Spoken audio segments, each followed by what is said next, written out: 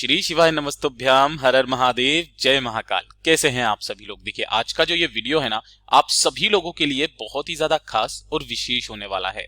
खास और विशेष इस वजह से क्योंकि कल 25 फरवरी से स्टार्ट हो रहा है फागुन मास का महीना। और फागुन मास का महीना कितना महत्व रखता है ये तो आप सभी लोग जानते हैं। इसी महीने के अंदर महाशिवरात्रि भी है और इस बार सोमवार की अष्टमी का अद्भुत संयोग भी इसी महीने के अंदर बन रहा है। फागुन मास का जो महीना है वो शुरुआत हो रहा है रविवार के दिन से और इस दिन बन रहा है रवि योग। अगर आपकी किस्मत अच्छी नहीं चल रही है, जिस कार्य में आप हाथ डाल रहे हैं सफलता नहीं मिल रही है, घर में धन नहीं आ रहा है, शरीर में किसी तरीके की कोई बीमारी हो गई है, रोग हो गया है, मांसपेशियों से संबंधित, हृदय रोग से संबंधित, आपका दुर्भाग्य आपका पीछा नहीं छोड़ रहा है, घर में सुख शांति समृद्धि नहीं है, काफी सारी समस्याएं अगर आपके जीवन में बनी हुई है ना, तो ये फागुन मास के रविवार के दिन इस वाले उपाय को करना मत भूलिएगा। अर्घ के लोटे में आपको 3 डालने डालने हैं और देखिएगा आपकी किस्मत चमक उठेगी। फागुन मास में ही आपकी जो भी कामना होगी पूरी जरूर होगी। पूज्य गुरु जी की कथा से सुनकर के और समझ करके पूरे उपाय को बड़े ही विस्तार से बताऊंगा, परंतु उससे पहले आप सबसे एक छोटी सी प्रार्थना कि जो लोग पहली बार आए हैं चैनल को सब्सक्राइब जरूर कीजिएगा और वीडियो को लाइक करके देवादिदेव महादेव जी का कोई सा भी प्यारा नाम कमेंट बॉक्स में लिखना मत भूलिएगा। इस पूरे वीडियो के अंदर हम लोग 4 महा उपायों के बारे में बात करेंगे जो कि आपको फागुन के महीने में रविवार के दिन करने हैं। सबसे पहले बात करते हैं पहले वाले उपाय की। ये जो पहला वाला उपाय है ना, किन लोगों को करना है ये चीज ध्यान से सुनिएगा। बहुत सारे लोग ऐसे हैं, परेशानियां उनका पीछा नहीं छोड़ती है, किस्मत साथ नहीं देती है, दुर्भाग्य उनका पीछा नहीं छोड़ रहा है, जिस कार्य में हाथ डालते हैं सफलता नहीं मिलती है, नौकरी नहीं लग रही है, ऐसा लगता है कि सारी परेशानियां उनके जीवन में ही आकर के रुक गई हैं, है ना। और वो परेशानियां खत्म होने का नाम नहीं ले रही है, एक के बाद एक परेशानी खड़ी हो जाती है। तो इस बार फागुन मास का जो कल रविवार है, इस दिन आपको एक उपाय करना है। आपको लेना है इस तरीके से स्टील का लोटा। ध्यान रखना, इस वाले उपाय में तांबे का लोटा गलती से भी मत लेना, इसके अलावा जो लोटा लेना है वो ले लेना, ठीक है। इस लोटे के अंदर आपको 3 चीजें डालनी है। पहला, जो पूज्य गुरुजी ने कहा, आपको लेना होगा दूध। जो दूध लोगे वो लोगे गाय का, और कैसा दूध लोगे? कच्चा दूध, है ना। शॉर्ट में लिख देता हूं, आप समझ जाओगे। कच्चा दूध गाय माता का जितना भी मिले, अगर पूरा लोटा भर के मिल जाए लोटा भर के ले लेना, 2 से 4 चम्मच मिल जाए वो ले लेना और इसी वाले कलश के अंदर इसे डाल देना। इसके अलावा आपको गिन करके 11 चावल के दाने जो कि अक्षत हो, कहीं से भी खंडित ना हो, इस तरीके के 11 चावल के दाने लेना है और साथ ही साथ शिवलिंग पर चढ़ा हुआ एक बेलपत्र। अब भैया ये कैसे मिलेगा? तो आप चाहो तो एक दिन पहले या कभी भी जाकर के शिवालय जाना और शिवलिंग पर जो भी बेलपत्र चढ़ा हुआ है ना, उस शिवलिंग पर चढ़ा हुआ बेलपत्र आपको उठा करके लाना है और इसी वाले कलश के अंदर आपको डाल देना है। यानी कि इस वाले कलश के अंदर आपको दूध, 11 चावल के दाने और एक शिव पर चढ़ा बेलपत्र इसी के अंदर डाल देना है। खाली रह जाए तो बाकी के पूरे लोटे को अपने घर के शुद्ध जल से भर लेना है। सुबह के समय जब आप स्नान कर लेंगे फागुन मास के रविवार के दिन, आपको सूर्य भगवान जी को इसी वाले लोटे से अर्घ देना है। लेकिन अर्घ देने का एक नियम, आपके शरीर पर कोई ना कोई श्वेत वस्त्र जरूर होना चाहिए, सफेद वस्त्र, ठीक है। आपकी मुख और नासिका बिल्कुल सूर्य भगवान के समक्ष में होना चाहिए। जिस लोटे से आप अर्घ देंगे अपने दोनों हाथों से, वो लोटा आपके सिर से 8 इंच ऊपर होना चाहिए, है ना। और धीरे धीरे करके आपको सूर्य भगवान जी का जो भी मंत्र आता है ना, मैं आपको यहां पर 12 सूर्य नमस्कार मंत्र बताता हूं। ओम मित्राय नमः, ओम रवये नमः, ओम सूर्याय नमः, ओम भानवये नमः, ओम खगये नमः, ओम पुष्णये नमः, ओम हिरण्यगर्भाय नमः, ओम मारीचाय नमः, ओम आदित्याय नमः, ओम सावित्रे नमः, ओम आर्कार्ये नमः, ओम भास्कराय नमः। अगर इसके अलावा भी मंत्र आपको नहीं आता है तो आप ओम घृणी सूर्याय नमः मंत्र का स्मरण करते हुए इस जल से आपको सूर्य भगवान जी को अर्घ देना है, अपना नाम, गोत्र और कामना कहते हुए। काफी सारे लोग कहते हैं कि भैया जब आप जल चढ़ाते हैं तो इसके छींटे आपके पैरों पर आते हैं, तो इसका हमें क्या कोई दोष लगता है? जी नहीं, इस चीज का कोई दोष नहीं लगता है।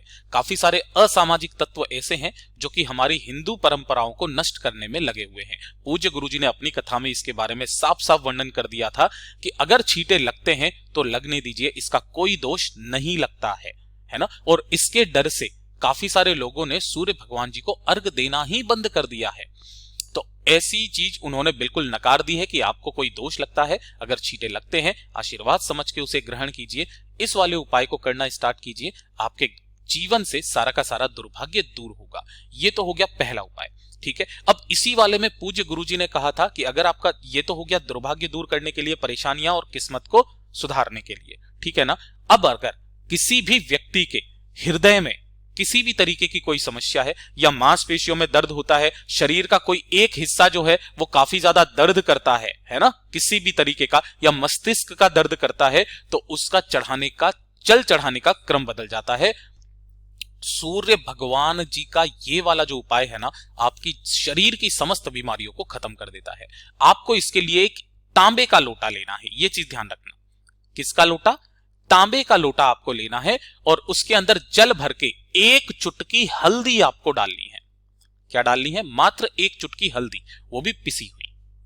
और इस वाले लोटे से आपको रविवार के दिन सूर्य भगवान जी को अर्घ देना है। जो मंत्र आपको आता है उसका मंत्र का स्मरण करते हुए, लेकिन नियम क्या कहता है? नियम सारे वही, 8 इंच ऊपर होना चाहिए, मुख नासिका सूर्य के सम्मुख में होना चाहिए। परंतु जब आप जल की धार गिराओगे तो वो जो जल की धार है ना, वो आपके ऐसे गिरनी चाहिए कि सामने आपके सूर्य भगवान होंगे, सूर्य की जो किरणें होगी वो उस जल की धार में से होती हुई आपके शरीर के उस अंग पर पड़नी चाहिए जिस अंग में भी आपके परेशानी हो रही है, चाहे वो मांसपेशियों से संबंधित हो, उल्टे हाथ की तरफ हो, हृदय रोग से है, तो यहां पर कुछ इस तरीके से आपको जल गिराना है कि जल की धार में से सूर्य की किरणें उस स्थान पर पड़े।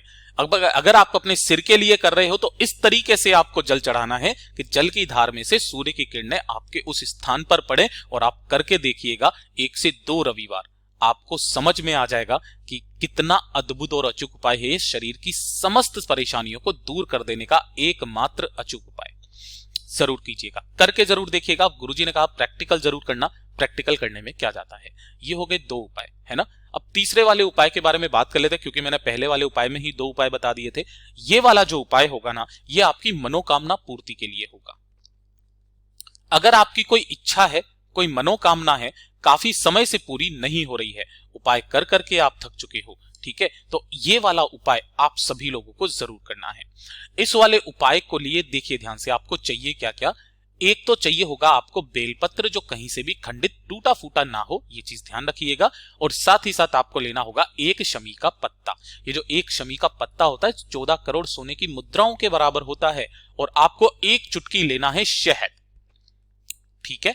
अब इन तीनों चीजों के साथ में 1 लोटा शुद्ध जल आपको अपने घर का लेना ही लेना है, एकदम ताजा जल, और लेकर के पहुंच जाओगे बाबा के मंदिर शिवलिंग के पास, ठीक है। इस वाले उपाय का एक नियम है, दिन फिक्स नहीं है, किसी भी दिन कर सकते हो, लेकिन एक नियम बना करके करना। आपको ये वाला उपाय 5 बार करना है। कितनी बार? 5 बार। कैसे करना है? जैसे ही आप यहां पर पहुंचोगे, सुबह से लेकर शाम तक किसी भी समय चले जाना, उत्तर दिशा नॉर्थ डायरेक्शन की तरफ मुंह करके खड़े हो जाना। सबसे पहले 1 लोटा शुद्ध जल बाबा की शिवलिंग पर समर्पित करना। ओम नमः शिवाय, श्री शिवाय नमस्तुभ्यं पंचाक्षरी मंत्र या षडाक्षरी मंत्र का स्मरण करते हुए जब ये जल आप समर्पित कर दें, उसके पश्चात आपने जो ये बेलपत्र लिया है, इस एक बेलपत्र की जो ऊपर वाली बीच वाली पत्ती है ना, इस बीच वाली पत्ती पर आपको पूरे पर लगाना होगा शहद। इस तरीके से आप शहद लगा देंगे और शहद लगा करके जो 1 शमी का पत्ता आपने लिया है, उसे आपको इस वाली पत्ती पर ही इस तरीके से चिपका देना है। चिपका दोगे, डंडी रहेगी नीचे की तरफ जिधर बेलपत्र की डंडी है, इस तरीके से ही आपको शमी पत्र को चिपका देना है। और इस स्थान से उठा करके इसे आपको अपना नाम, गोत्र और कामना कह करके, अपने हृदय की बात बाबा से कह करके शिवलिंग पर समर्पित कर देना। किस तरीके से? कि डंडी रहेगी जलाधारी की तरफ, बीच वाली पत्ती का मुख रहेगा आपकी तरफ, और जो शमी का पत्ता है ना, वो इसके नीचे चला जाना चाहिए, यानी कि उल्टा आपको समर्पित करना है। 2 मिनट वहां पर खड़े होके बाबा से विनती करके वापस चले आ जाइएगा। 5 बार का नियम कहता है कि आपकी चाहे कोई सी भी मनोकामना क्यों ना हो, पूरी होगी ही होगी। पूज्य गुरुजी का बहुत ही अद्भुत और अचूक उपाय है, जरूर कीजिएगा। अब बात कर लेते हैं आज के इस वीडियो के चौथे उपाय की, है ना। किस तरीके से करना है, ध्यान से सुनिएगा। आपको, अगर आपके घर में सुख शांति समृद्धि नहीं है, क्लेश बहुत ज्यादा होता है ना, जिसकी वजह से घर में धन नहीं आ रहा है, परिवार के लोगों के बीच में बनती नहीं है, बेवजह किसी भी बात पर क्लेश हो जाता है, तो एक काम आप सभी लोगों को जरूर करना है। इस वाले उपाय के लिए आपको 1 लोटा शुद्ध जल अपने घर का लेना है, एक दीपक आपको गोल बत्ती का गाय के घी का तैयार करना है, एक बेल का फल लेना है। बेल का फल इजीली आपको मिल जाएगा। इस बेल के फल को लाना, ऊपर से कट करना, इसके अंदर का ये वाला गूदा आपको निकालना है और गूदा निकाल करके आपको इसके अंदर भरनी होगी पंजीरी। क्या भरनी होगी? पंजीरी। कैसे बनाते हैं? आटे को थोड़ा सा आपको कढ़ाई में सेकना है, जब वो ब्राउन हो जाए उसके अंदर घी, शक्कर, मेवा डाल करके इस तरीके से पंजीरी बना लेना। पंजीरी बनाने के पश्चात इसी बेल के फल में आपको पंजीरी भरनी है, इस गूदे को निकाल करके, और इसका ढक्कन लगा देना है ना। और ढक्कन लगा देने के पश्चात इस बेल के फल को लेकर के आपको अपने पूरे घर में ओम नमः शिवाय मंत्र का स्मरण करते हुए फिर जाना है। फिर जाने के पश्चात आपको इस बेल के फल को लेना है, एक दीपक जो आपने तैयार किया वो लेना है, और 1 लोटा कलश जल, इन सभी को लेकर के पहुंचना है कहां पर? बेलपत्र पेड़ के नीचे। सबसे पहले आपको करना क्या है? यहां पर 1 लोटा शुद्ध जल समर्पित करना। समर्पित कर देने के पश्चात एक दीपक आपको यहां पर प्रज्वलित कर देना, और प्रज्वलित करने के पश्चात अपना नाम, गोत्र और कामना कह करके एक छोटा सा गड्ढा खोदना है, और उस गड्ढे के अंदर आपको उस बेल के फल को ऐसा का ऐसा ही गाड़ देना है। इस वाले उपाय को करने का कोई दिन फिक्स नहीं है, जो भी सोमवार पड़ जाए, शिवरात्रि पड़ जाए, प्रदोष पड़ जाए, अष्टमी पड़ जाए, जो भी विशेष तिथि पड़ जाए उस दिन इस उपाय को कर लीजिएगा। आपके घर में उसी दिन से सुख, शांति, समृद्धि बनने लगेगी, परिवार के क्लेश खत्म हो जाएंगे। पूज्य गुरु जी का बहुत ही अद्भुत और अचूक उपाय है, जरूर कीजिएगा। अब बात कर लेते हैं आज के इस वीडियो का सबसे अंतिम उपाय, जो कि होगा आपकी धन प्राप्ति को लेकर के। अगर आपके घर में धन नहीं आ रहा, व्यापार नहीं चल रहा है, अनावश्यक खर्चा बहुत ज्यादा हो रखा है ना, या फिर धन टिकता ही नहीं है आपके घर में, तो आपको एक काम करना है। क्या करना है? किसी भी दिन, किसी भी समय, कोई दिन फिक्स नहीं है, कोई समय फिक्स नहीं है, हफ्ते में एक बार करना स्टार्ट कर दीजिए। 1 लोटा शुद्ध जल अपने घर का लेना है, थोड़ी सी लेनी होगी आपको पिसी हुई हल्दी, और थोड़ा सी ही लेनी होगी आपको कुमकुम, ठीक है ना। इन सभी को लेकर के पहुंच जाना बाबा के मंदिर शिवलिंग के पास में। उत्तर दिशा, नॉर्थ डायरेक्शन की तरफ मुंह करके खड़े हो जाना है।